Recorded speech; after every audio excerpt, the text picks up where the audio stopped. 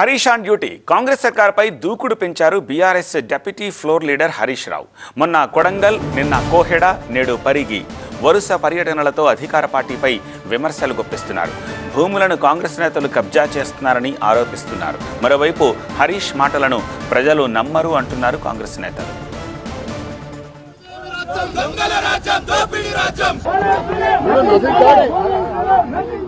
BRS deputy floor leader Harish Rao Congress సర్కార్ను target చేశారు. గత వారం రోజులుగా భూముల అంశంలో ప్రభుత్వంపై విమర్శలు గుప్పిస్తున్నారు. నాదర్గుల్, కోహెడ్, పరిగి భూముల అంశాన్ని తెరపైకి తీసుకొచ్చి ప్రభుత్వంపై ఆరోపణలు సంధిస్తున్నారు.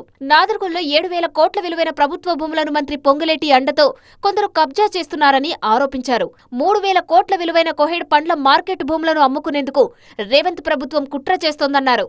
మంగళవారం పరిగి నియోజకవర్గంలోని కాడ్లాపూర్ ఇండస్ట్రియల్ పార్క్ భూ బాధితుల ఆందోళనలో పాల్గొనేందుకు సిద్ధమైన హరీష్ రావును పోలీసులు కొద్దిసేపు హౌస్ అరెస్టు చేశారు. ఆ తర్వాత పరిగి వైపు వెళ్తున్న హరీష్ రావు, సబిత, ఎర్రబల్లి దయాకర్ రావును అప్పా జంక్షన్ దగ్గర పోలీసులు అడ్డుకుని శంషాబాద్ పిఎస్ కు తరలించారు. అరెస్టులపై ఆగ్రహం వ్యక్తం చేశారు హరీష్ రావు.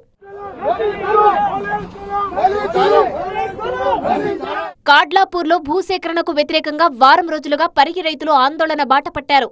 ఇండస్ట్రియల్ పార్కు కోసం 1,200 ఎకరాల సేకరణకు ప్రభుత్వం కసరత్తు చేస్తుండటంపై రైతులు మండిపడుతున్నారు. రైతులకు మద్దతుగా బీఆర్ఎస్ ఆందోళనలో పాల్గొంటుంది.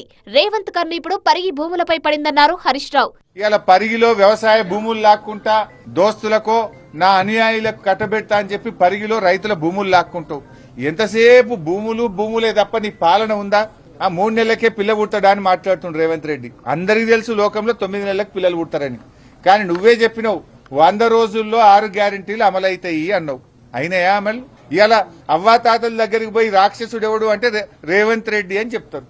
ఇవాళ రైతన్నల దగ్గరికి పోయి రాక్షస పాలన ఏది అంటే రేవంత్ పాలన అంటారు. ప్రజల భూములను, రైతుల భూములను దోచుకోవాలని రేవంత్, ఆయన అనుచరులు ప్రయత్నిస్తున్నారన్నారు హరీష్ రావు. వచ్చే ఎన్నికల్లో కాంగ్రెస్ సింగిల్ డిజిట్ కు పరిమితమవుతుందన్నారు. నువ్వు మోసం చేయని సెక్షన్ ఏమన్నా ఉన్నదా? ఎంతసేపు పోలీసులను అడ్డం పెట్టుకుని నడుపుతున్నావు. ప్రజలకు అర్థమైంది నువ్వేదో మళ్ళా గెలుస్తా అని పగటికల్గా అంటున్నావు. ఏడబోయినా చెప్తున్నావు. నువ్వు గెలుసుడు కాదు కదా, ప్రతిపక్ష హోదా కూడా రాదు. ఈ రాష్ట్రంలో అసెంబ్లీ ఎన్నికలు ఎప్పుడు జరిగినా కాంగ్రెస్ కు వచ్చేది సింగిల్ డిజిటే వస్తుంది బిడ్డ. నువ్వు మళ్ళా గెలిచేది అయిపోయింది నీ పని. రేవంత్ రెడ్డి అంటే గాన్ కేసు. హరీష్ రావు మాటలు ఎవరూ నమ్మరన్నారు కాంగ్రెస్ నేతలు. బీఆర్ఎస్ నేతలు ముందుగా పార్టీ భవిష్యత్తు చూసుకోవాలన్నారు ఎమ్మెల్సీ అద్దంకి దయాకర్.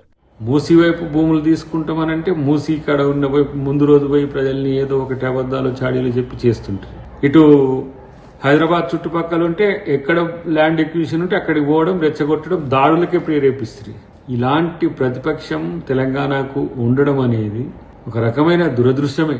కాంగ్రెస్ చేస్తున్న అభివృద్ధికి అడ్డుపడడమే బీఆర్ఎస్ పనిగా పెట్టుకుందన్నారు కాంగ్రెస్ నేతలు.